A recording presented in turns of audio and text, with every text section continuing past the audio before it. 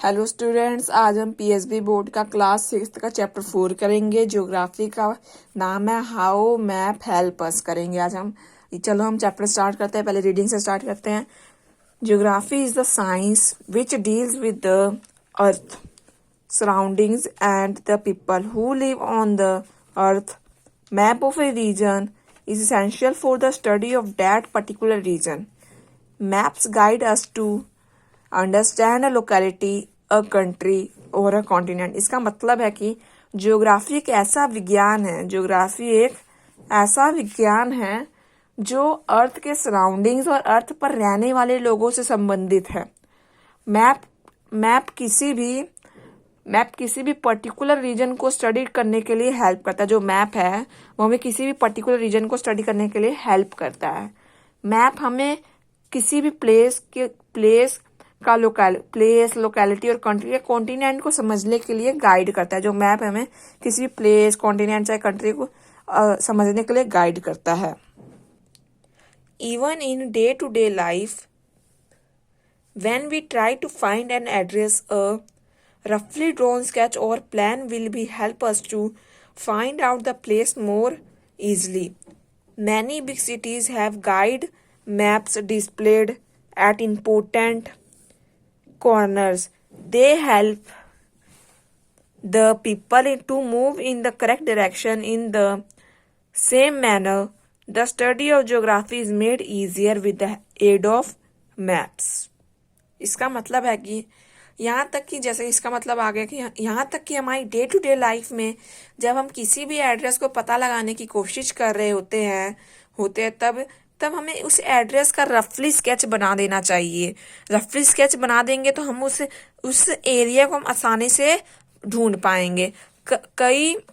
कई big cities में important corner में गाइड मैप्स लगे रहते हैं। जो गाइड मैप्स लगे रहते हैं इंपॉर्टेंट कॉर्नर में लगे रहते हैं ताकि हम कोई भी, जैसे कि हमें किसी भी प्लेस में घूमने जाना तो हम घूम पाए उस प्लेस पे। इसी तरह ज्योग्राफी की स्टडी करने के लिए मैप से स्टडी करना आसान हो जाता है। ज्योग्राफी की स्टडी करने के लिए जो मैप से हम स्टडी करते हैं तो बहुत आसान हो जाता है ज्योग्राफी की स्टडी करने के लिए। अगला para, we know that the earth is spherical in shape. A true representation of the earth or a model of the earth is called a globe. As you have already studied in previous class, maps are used for study purpose in classroom lectures because these are convenient to handle. A map is a representation of the earth or a portion of it drawn to a scale on a flat surface. इसका मतलब होता है कि हमें पता है कि अर्थ spherical shape में है, कि अर्थ हमें पता है कि स्फेरिकल शेप में, गोलाकार में है, पूरा सर्कल में नहीं है। अर्थ को रिप्रेजेंट करने वाले मॉडल को हम क्या कहते हैं? ग्लोब कहते हैं। A true representation of the earth और a model of the earth is called globe. ये क्वेश्चन भी है हमारा, इसको अच्छे से लर्न भी करना कि जो हमारा अर्थ है, अर्थ को रिप्रेजेंट करने वाले मॉडल को हम क्या कहते हैं? ग्लोब कहते हैं, जो कि हमने अपनी प्रीवियस क्लास में पढ़ाई हुआ है। मैप को क्लासेस में स्टडी पर्पस के लिए भी रखा जाता है। मैप को हम क्लासेस में स्टडी पर्पस के लिए भी रखते हैं। मैप वो होता है, मैप की डेफिनेशन क्या है? मैप वो होता है जिसे हम पूरे अर्थ को रिप्रेजेंट कर सकते हैं या किसी पार्ट को पर्टिकुलर स्केल पर ड्रॉ करके रिप्रेजेंट कर सकते हैं फ्लैट सरफेस के ऊपर। ये हमारा मैप का definition. A map is a representation of the earth और a portion drawn to a scale on a flat surface. इसका मतलब ये होता है कि हम किसी मैप को वो होता है कि हम अर्थ को रिप्रेजेंटेशन करते हैं और किसी भी एक पर्टिकुलर एरिया को हम ड्रॉ करके स्केल से हम फ्लैट सरफेस पे रिप्रेजेंट कर सकते हैं। और ये मेजर डायरेक्शंस के लिए हमारा यूज किया जाता है कंपास और कार्डिनल पॉइंट्स। इससे हम डायरेक्शन पता लगा सकते हैं। अब हम पढ़ेंगे how map help us. Map हमारी कैसे मदद करती है। हम पढ़ते हैं, maps are indispensable in our modern life. The position of the maps places are shown in the maps in relation to latitudes and longitudes. With the help of the maps, the distance of one place to another, difference of time, and location of a place can be easily located. The trade centers, routes, slope of lands, rivers, physical features, etc. can be also easily easily located. The government needs map for administrative purpose. Maps guide the travelers and are also useful for the armies. They are the tools used for learning at different aspects of geography. इसका मतलब होता है कि map हमारे लिए बहुत important है। Map हमारे लिए बहुत इम्पोर्टेंट है। लैटिट्यूड्स और लॉन्गिट्यूड्स के रिलेशन में हम मैप्स की पोजीशन को दिखा सकते हैं। जो लैटिट्यूड्स और लॉन्गिट्यूड्स के पोजीशन में हम मैप्स को दिखा सकते हैं। हम मैप के हेल्प से एक प्लेस से दूसरे प्लेस का डिस्टेंस पता कर सकते हैं, एक प्लेस के दूसरे प्लेस का, और हम टाइम का डिफरेंस पता कर सकते हैं, और लोकेशन भी आसानी से लोकेट कर सकते हैं, मैप में trade centres, routes, slope of lands, river, physical features etcetera ये भी हम आसानी से लोकेट कर सकते हैं। और गवर्नमेंट को मैप एडमिनिस्ट्रेशन के लिए जरूरत पड़ता है। जो गवर्नमेंट है उसको एडमिनिस्ट्रेशन मतलब शासन करने के लिए उसको मैप का जरूरत पड़ता है। मैप यात्रियों को गाइड करता है, जो ट्रैवलर्स को गाइड करता है मैप, और आर्मियों के लिए भी यूजफुल होता है, ये आर्मियों को भी यूज होता है। ये ज्योग्राफी को सीखने के लिए बहुत अच्छा टूल है, मतलब ये ज्योग्राफी को सीखने के लिए बहुत अच्छा टूल है। मैप से हम पूरी दुनिया का पूरा कुछ भी कर सकते हैं। इसलिए अगला हमारा है डिफरेंट टाइप्स ऑफ मैप। ये क्या होता है? Due to their varied usages maps are of various kinds. Many types of maps are drawn according to the purpose of study. पहला हमारा physical maps, political maps, distributional maps, topographical maps and atlas maps, इसको thematic maps भी कहते हैं etcetera. Total 4 types, 1 2 3 4 5 types के map हैं। इसका मतलब क्या होता है? मतलब कि डिफरेंट टाइप ऑफ मतलब विभिन्न प्रकार के मैप्स। अपने बहुत उपयोगी के कारण मैप्स विभिन्न प्रकार के होते हैं। वो अपने बहुत उपयोगी के कारण मैप्स बहुत प्रकार के होते हैं। कई प्रकार के मैप ड्रॉ करके भी बनाए जाते हैं। कई मैप्स तो जैसे political maps, physical maps, distributional maps, topographical maps, atlas maps, चाहे थर्मेटिक मैप्स। अब हम पढ़ेंगे फिजिकल मैप्स। फिजिकल मैप्स क्या होते हैं? The relief feature of a continent or a country, that is, the mountains, the plateaus, plains, etc., are shown in a physical map. Different colors are used to show the relief features. Physical maps are also called relief maps. और इसका मतलब क्या होता है? Physical maps का मतलब क्या होता है? किसी भी कंट्री या कॉन्टिनेंट के माउंटेन्स, प्लेट्यूज, प्लेन्स या और भी आदि, ये सब फिजिकल मैप में इन सबको हम दिखाते हैं। डिफरेंट कलर से हम रिलीफ फीचर को शो कर सकते हैं। फिजिकल मैप्स को हम रिलीफ मैप भी कहते हैं। अगला हमारा है हिस्टोरिकल मैप्स। इसको क्या कहते हैं? इसका क्या मतलब है?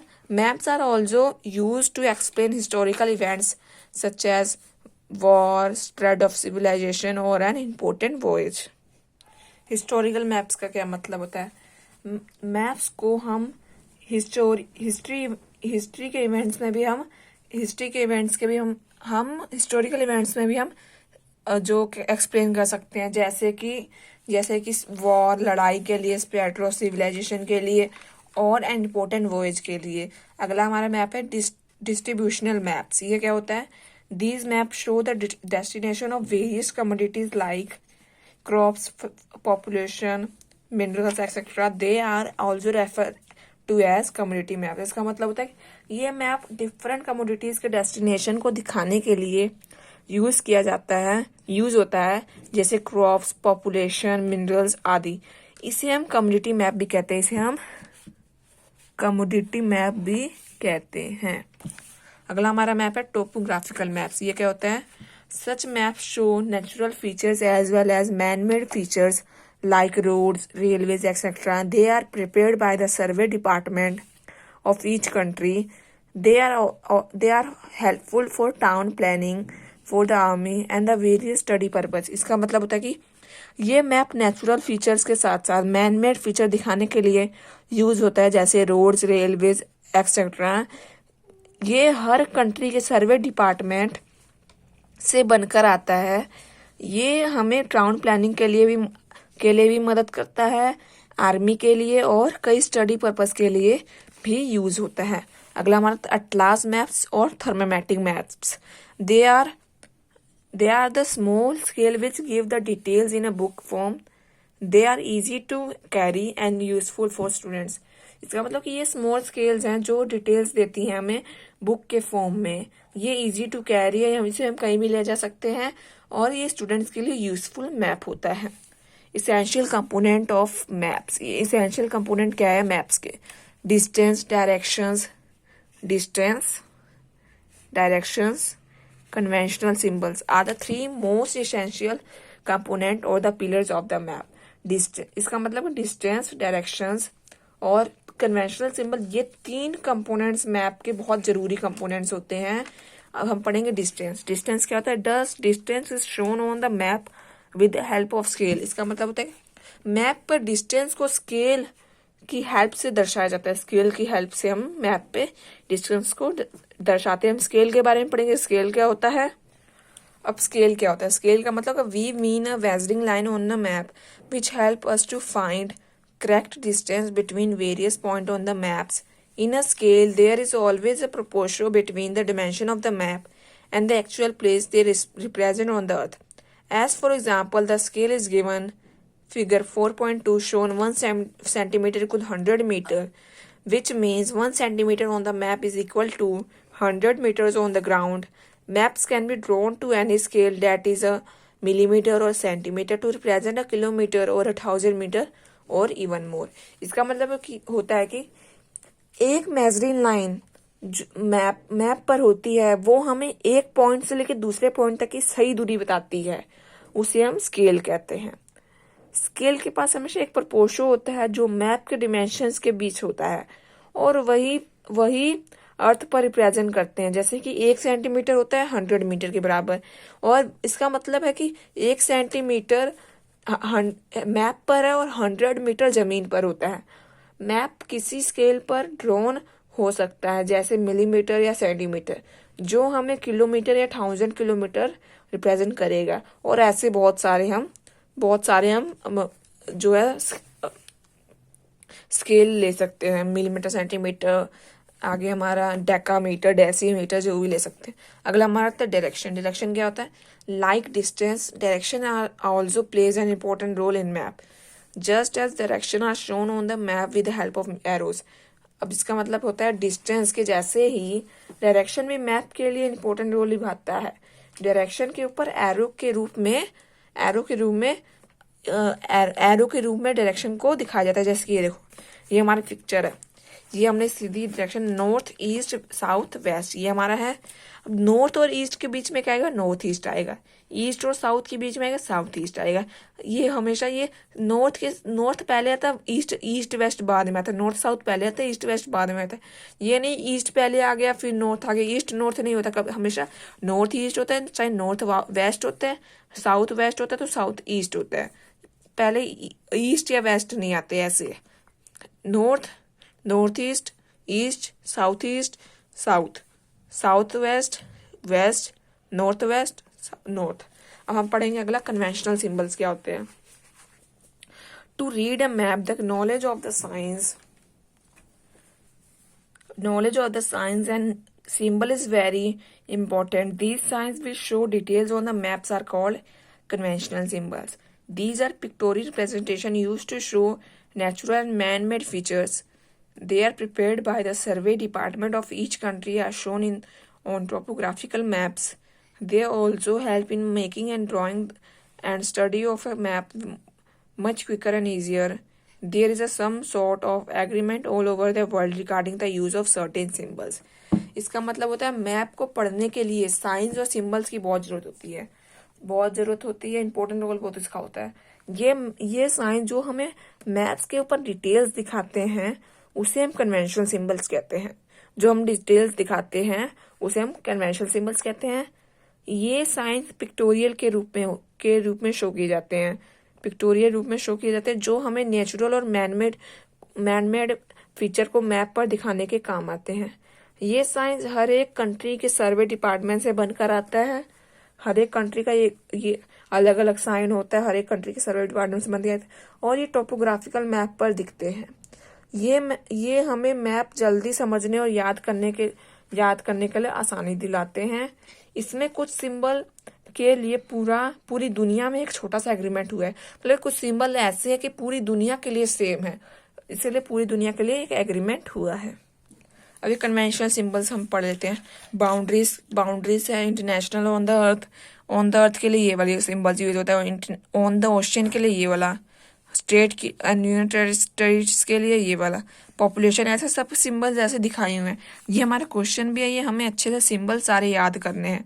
सबके लिए सिंबल्स एक पर्टिकुलर सिंबल्स दिखाए हुए हैं, और यहाँ ये बताया गया है कि ये सिंबल्स इंडिया के सिंबल्स हैं। Note the above mentioned symbols are approved by the Survey of India. ये सर्वे इंडिया का सर्वे हुआ था, उससे अप्रूव्ड हुए हैं ये सारे सिंबल्स इंडिया के हैं।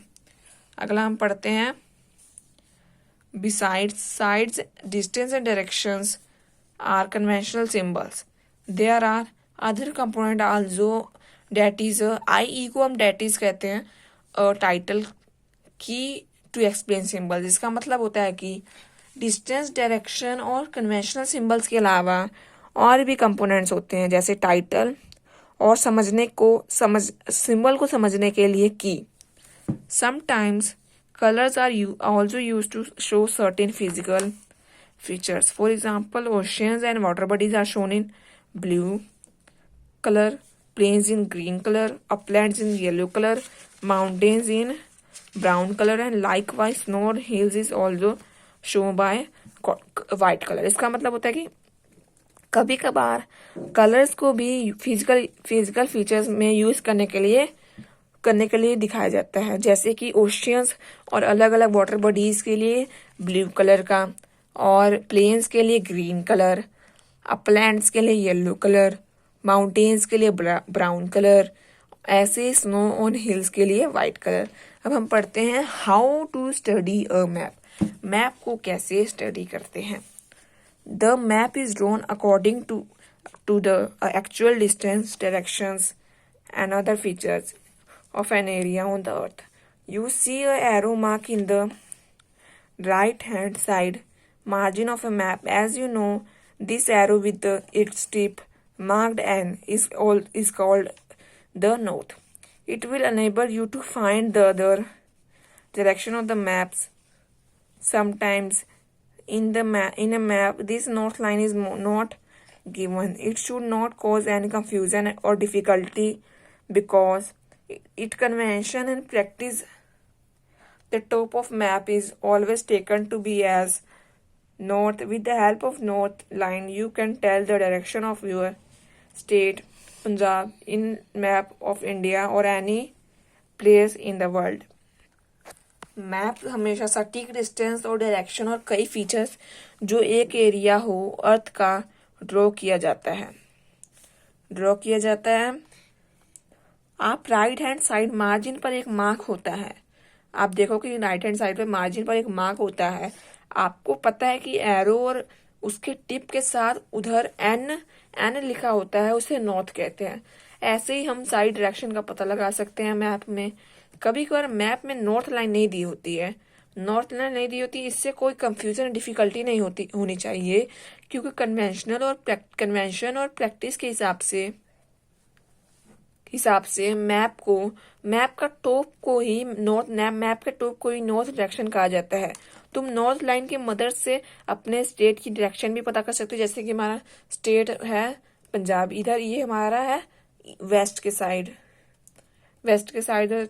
चाहे नॉर्थ वेस्ट के साइड है। और हम भारत या कोई भी कंट्री का मैप भी बता सकते हैं। अब हम पढ़ते हैं पॉइंट्स टू रिमेंबर में हमने ये पढ़ाई है। A map is a representation of whole earth or any part of it drawn on the particular scale. Distance, direction and shape between two given places on the map are represented exactly same as they are there on earth. North is shown upwards on the, जो north है वो upward में shown होता है। Map may be divided into various types depending upon its, और map various kind में divide हो सकता है।